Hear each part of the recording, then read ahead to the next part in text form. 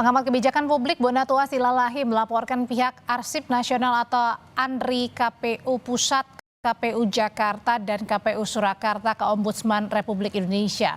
Lembaga tersebut dilaporkan atas dugaan maladministrasi terkait kelalaian pengarsipan ijazah Presiden ke-7 RI Joko Widodo. Pengamat kebijakan publik Bonatua Silalahi mendatangi gedung Ombudsman RI dengan membawa sejumlah alat bukti.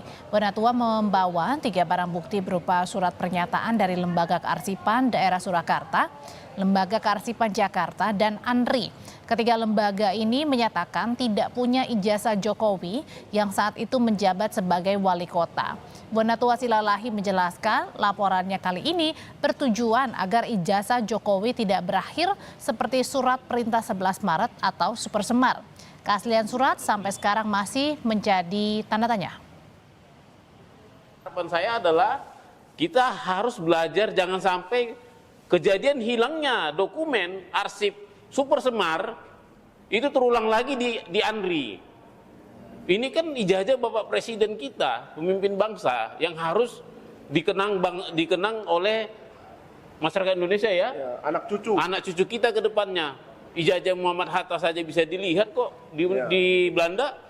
Bayangkan itu betapa bangganya Universitas Rotterdam ya terhadap alumninya. Ini seharusnya yang begini-gini, apalagi kita ya.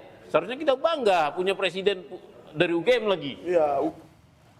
Saudara, perahu rakit yang ditumpangi Wakil Gubernur Aceh terbalik saat hendak menjangkau daerah terisolasi. Kami punya informasinya setelah jeda di Sapa Indonesia Malam.